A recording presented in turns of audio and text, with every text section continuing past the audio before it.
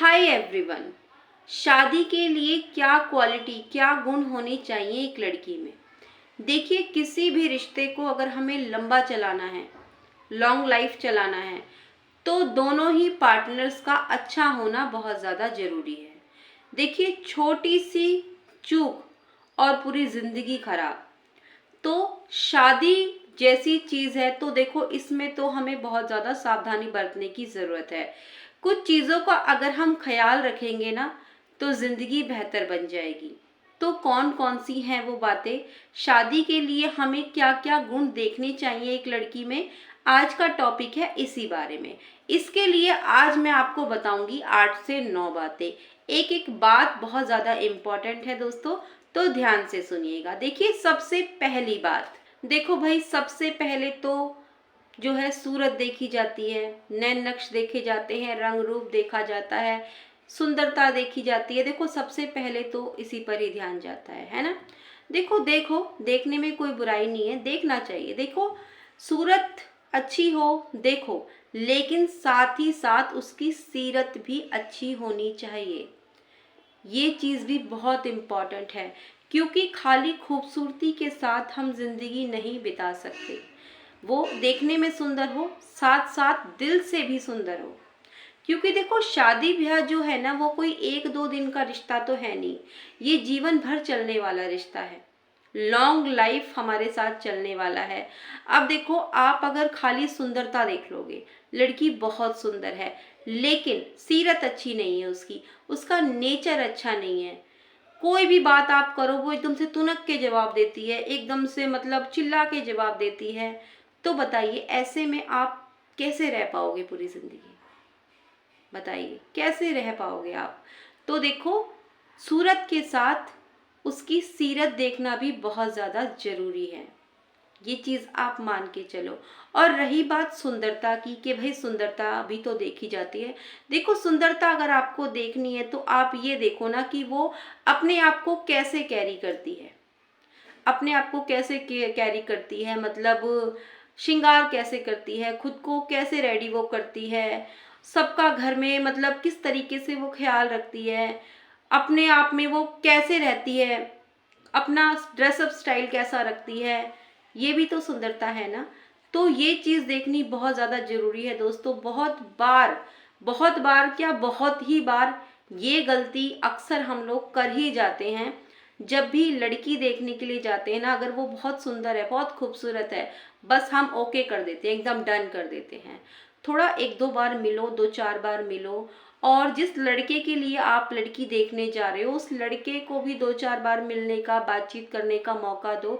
देखो, जब बातचीत करते हैं ना, तभी हमें समझ में आता है कि वो इंसान कैसा है। अरेंज मैरिड में तो ये बहुत ज़्यादा ज़रूरी है। देखो, लव मैरिड है तो उसमें तो लड़का लड़की आपस में काफ़ी समय से मिल रहे होते हैं, बातचीत उनकी चल रही होती है, तो उसमें शायद ऐसा इशू ना भी आए, और वो एक दूसरे को जानते भी हैं कि कौन कैसा है। तो देखो, सीरत देखनी बहुत ज़्यादा ज़रूरी है, क्योंकि सूरत के सहारे यानी सुंदरता के सहारे पूरी ज़िंदगी हम किसी के साथ नहीं काट सकते। ठीक है। अब देखो, इसमें दूसरी बात आती है, जैसे मैंने अभी आपको पहले पॉइंट में बताया कि सूरत कैसी होनी चाहिए, अब बताती हूँ मैं आपको सीरत कैसी होनी चाहिए। देखिए, सीरत बिल्कुल सादा होनी चाहिए, बिल्कुल सादगी होनी चाहिए, बिल्कुल शांत स्वभाव होना चाहिए, कोई हलचल नहीं होनी चाहिए, कोई बिल्कुल सिंपल सादा, बिल्कुल सादगी होनी चाहिए नेचर में, बिल्कुल सादगी।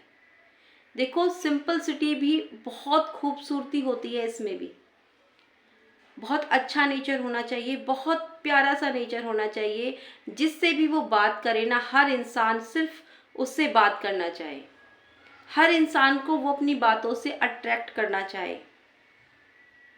देखो, सबसे प्यारा गहना ना सादगी होता है। ठीक है, सादगी सबसे प्यारा गहना होता है, और बिल्कुल सिंपल नेचर होना चाहिए, बिल्कुल सादगी होनी चाहिए नेचर में। ऐसा नेचर होना चाहिए, अपनी बातों से वो सबको अपना बना ले, जिससे भी बात करे हर इंसान उसकी बातों में अट्रैक्ट हो जाए उसकी तरफ, ऐसा नेचर होना चाहिए। बहुत प्यारा सा नेचर होना चाहिए, कोई दिखावटी नहीं होना चाहिए, कोई बनावटी नहीं होना चाहिए, बिल्कुल सिंपल, ऐसा नेचर होना चाहिए। देखो कहते हैं ना, सादगी से बढ़कर कोई गहना नहीं, इसीलिए इसको सबने पहना नहीं। ठीक है, बिल्कुल नेचर बिल्कुल शांत सादा होना चाहिए, कोई दिखावटी कोई बनावटी नहीं होना चाहिए, बिल्कुल ओरिजिनल एकदम रियल। ठीक है, इसमें देखो तीसरी चीज ये आती है कि जो लड़की हम देखने जा रहे हैं वो बिल्कुल पारिवारिक हो, परिवार की वैल्यू समझती हो, जिस परिवार में वो जा रही है, जिस परिवार में जा रही है शादी होकर, उस परिवार के तौर तरीकों को वो अपना ले। ठीक है, उनके ट्रेडिशनल जो हैं, जो उनके रीति रिवाज हैं, उनके तीज त्योहार हैं, जैसे वो लोग मनाते हैं अपने घर में, उनको वो अपनाएं। ये नहीं होना चाहिए कि ये मैं नहीं मानती इनको, मैं लाइक नहीं करती, मैं पसंद नहीं करती, बहुत बार ये चीज़ें भी देखने में आती हैं। तो ऐसा नेचर नहीं होना चाहिए। अपने जिस घर में वो जा रही हैं, ससुराल में, नए घर में, अपने पति के घर में, जो उनके रीति रिवाज है, जैसे उनको बताया जा रहा है हमारे यहाँ ये, उनको वो अपनाए और दिल से अपनाए, खुश होके अपनाए, सबके साथ मिलजुल कर वो उन चीज़ों को एंजॉय करे पूरे परिवार के साथ। नाक मुंह ना चढ़ाए, मतलब सबको देख करके होता है ना बहुत बार, ये पता नहीं क्या करते रहते हैं, किस चीज़ में लगे रहते हैं, मैं पसंद नहीं करती इनको, ऐसा नेचर नहीं होना चाहिए।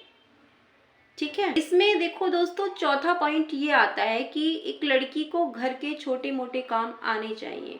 देखो भले ही घर में सर्वेंट है, 24 घंटे सर्वेंट रहता है, मेड भी है, क्या ज़रूरत है काम करने की, ठीक है मत करो काम, लेकिन हाँ काम आने ज़रूर चाहिए, हर लड़की को आने चाहिए। क्योंकि देखो कभी भी कोई भी इमरजेंसी हो जाए, कोई भी इमरजेंसी पड़ जाए, तो आप क्या करोगे, दूसरों का मुंह देखोगे, कैसे करूं इस काम को।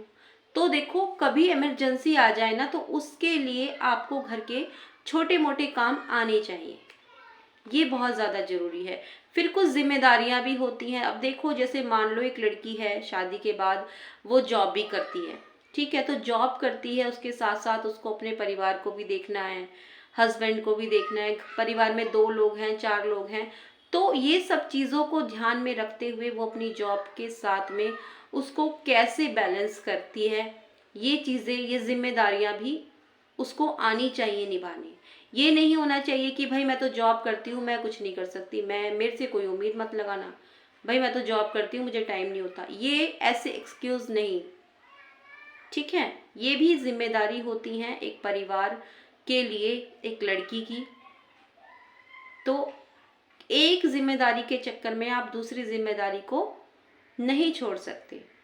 तो ये क्वालिटी होनी चाहिए एक लड़की में। इसमें देखो छठा पॉइंट ये आता है कि लड़की जो है ना इंडिपेंडेंट जरूर होनी चाहिए, अपने पैरों पर खड़ी होना बहुत ज़्यादा ज़रूरी है हर लड़की को, मैं तो कहूँगी हर लड़की को। देखो छोटी छोटी चीज़ों के लिए दूसरों का मुंह देखना, हस्बैंड का मुंह देखना, छोटी छोटी चीज़ों के लिए, तो इसमें उतना मतलब कि कॉन्फिडेंस लेवल जो हमारा होता है ना वो भी डाउन हो जाता है इसमें। देखो जब इंसान जॉब करता है ना, कमाता है, तो उसमें एक अलग ही कॉन्फिडेंस होता है अपने लिए। उसके सामने चाहे कितनी भी बड़ी चुनौती क्यों ना आके खड़ी हो जाए, वो हर चीज़ को बहुत अच्छे से हैंडल कर लेता है। और जहाँ इंसान इंडिपेंडेंट नहीं होता, वहाँ पर वो दूसरे इंसान का चेहरा देखता है, वो उसका कॉन्फिडेंस लेवल भी डाउन हो जाता है, जो इंसान अपने पैरों पर नहीं खड़ा होता।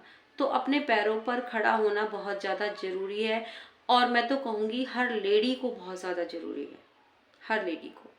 देखो ये बहुत ज़्यादा ज़रूरी है। अब लेकिन इसमें एक चीज़ और आती है, देखो बहुत सी लेडी होती हैं ऐसा, देखो ये चीज़ नहीं होनी चाहिए कि भाई मैं तो कमा रही हूँ, मेरा अपना पैसा है, मैं चाहे जितना मर्जी उड़ाऊँ, मैं चाहे कुछ भी करूँ, भाई मेरी मर्जी है। ये ये ईगो नहीं आनी चाहिए, ये गलत है, फिर ये आपके रिश्तों में दूरियां ले आएंगी, ये चीज़ नहीं होनी चाहिए। इसमें देखो दोस्तों सातवां पॉइंट यही आता है कि ऑनेस्ट हो अपने रिश्ते में। देखो ये जो ब्रेकअप होते हैं ना, ये शादियां जो टूटती हैं, इनका ज़्यादातर जो है ना रीज़न यही होता है कि ये अपने रिश्ते में ऑनेस्ट नहीं होते, ईमानदार नहीं होते। देखो हस्बैंड वाइफ आप बन जाते हो तो एक दूसरे के लिए ऑनेस्ट रहिए, ये बहुत ज़्यादा ज़रूरी है। और देखो जब शादी के लिए बातचीत चल रही हो ना तो आपस में आप लोग बिल्कुल खुल के बात कीजिए, बिल्कुल बिल्कुल खुल के कि भाई आप शादी के लिए तैयार हैं, आप रेडी हो, आप किसी प्रेशर में तो हाँ नहीं बोल रहे हो, कोई प्रेशर तो नहीं है, लड़का हो या लड़की, देखो दोनों को एक दूसरे से ये ज़रूर क्लियर करना चाहिए। ये बहुत ज़्यादा ज़रूरी पॉइंट है दोस्तों। भले ही सुनने में ये बहुत छोटे लग रहे हैं, लेकिन आप अपने चारों तरफ अपने सर्कल में देखना, जिन जिन लोगों का ब्रेकअप होता है ना उनके रिश्ते में जो है ना ईमानदारी नहीं होती, ये सब चीज़ें होती हैं उनके साथ में। तो पहले से ही आप कंफर्म कर लेना भाई आप शादी के लिए रेडी हो, आप शादी करना चाहते हो, किसी प्रेशर में तो आप हाँ नहीं बोल रहे हो, या आपकी लाइफ में कोई और तो नहीं है। इस तरह की जो भी बातें हैं आप क्लियर कर लीजिए पहले से ही। या फिर देखो बहुत बार क्या होता है ना कि लड़का कुछ और सोचता है कि भाई मेरी होने वाली वाइफ ऐसी हो वैसी हो, लड़कियां भी सोचती हैं कि भाई मेरे होने वाला हस्बैंड ऐसा होना चाहिए, भाई वो इस पोस्ट पर होना चाहिए, वो ऐसा होना चाहिए, बिजनेसमैन होना चाहिए, कुछ भी होना चाहिए, एनीथिंग कुछ भी। अब वो वैसा नहीं उसको मिलता तो वो फिर वो उसके साथ खुश नहीं रह पाती। तो फिर इन चक्करों से क्या होता है ना, शादी रिश्ता ज़्यादा लंबा चलता नहीं है। तो हर इस रिश्ते में ऑनेस्ट होना बहुत ज़्यादा ज़रूरी है दोस्तों, ये बहुत ज़्यादा ज़रूरी है। ठीक है, अब देखो इसमें 8वां पॉइंट ये आता है, देखो नेगेटिव माइंडसेट नहीं होना चाहिए। मन में जलन कुड़न एक दूसरे को लेके गलत नहीं आना चाहिए। ये चीज़ें नहीं होनी चाहिए कि भाई मैं ही क्यों झुकूं, मैं ही क्यों सॉरी बोलूं, आखिर मैं ही क्यों, ये चीज़ें नहीं आनी चाहिए मन में, बिल्कुल भी नहीं आनी चाहिए। देखो त्याग जो होता है ना, त्याग से ही रिश्ते चलते हैं, त्याग हर रिश्ता मांगता है। देखो हम सांस लेते हैं ना, उसके लिए भी हमें एक सांस छोड़नी पड़ती है, तब हम एक सांस लेते हैं। तो रिश्ते में त्याग ये बहुत ज़्यादा ज़रूरी है। इसमें ये नहीं होना चाहिए कि मैं ही क्यों करूं, मैं ही क्यों भाई हमेशा मैं ही सॉरी क्यों बोलूं, मैं ही पहल क्यों करूं, वो क्यों नहीं करती, वो तो कभी मुझसे सॉरी नहीं बोलती, या वो कभी मुझसे सॉरी नहीं बोलता। इस तरह की चीज़ें नहीं, इस तरह की चीज़ें जब हो जाती है ना, ये जो ईगो आपके अंदर आ जाती है, मैं ही क्यों, ये वाली, तो फिर ऐसे में रिश्ते खराब हो जाते हैं, वो लंबा सफ़र तय नहीं कर पाते हैं रिश्ते। तो शादी से पहले ये चीज़ें देखनी समझनी बहुत ज़्यादा ज़रूरी है दोस्तों। इसमें दोस्तों लास्ट पॉइंट मैं आपको बताऊंगी, पॉजिटिव आउटलुक हो। देखो पॉजिटिव आउटलुक हो, सिर्फ सांसें लेना ज़रूरी नहीं है, आंखों में ख्वाब भी होने चाहिए, एक गोल होना चाहिए। देखो कोई गोल ही नहीं होगा हमारी लाइफ में तो हम क्या अचीव करेंगे, मतलब ज़िंदगी एक बोर हो जाएगी ना। कई बार क्या होता है, लड़कियां क्या सोचती हैं, शादी हो गई बस अब क्या करना है, अब तो बस शादी हो गई छोड़ो सब, वो अपने सपने छोड़ देती है। नहीं, आपको सपने नहीं छोड़ने हैं, अपना गोल नहीं छोड़ना है, अपना गोल सेट करो, उसको पूरा करने में जुट जाओ, लग जाओ, कोई भी चीज़ उसके आगे नहीं आनी चाहिए। नहीं तो आपकी ज़िंदगी क्या है बताओ, कोई गोल ही नहीं होगा लाइफ में, फिर लाइफ जीने का मतलब ही क्या है आप बताओ। तो दोस्तों ये थी कुछ बातें, शादी से पहले लड़की में ये चीज़ें आपको देखनी चाहिए। कैसी लगी आपको ये बातें, ये टॉपिक कैसा लगा ये मुझे ज़रूर बताइएगा। वीडियो अच्छी लगी तो इस वीडियो को एक लाइक ज़रूर कीजिएगा, चैनल पर पहली बार आए हैं तो सब्सक्राइब भी कर लीजिएगा। फिर से मिलूंगी नई वीडियो के साथ, तब तक के लिए बाय बाय।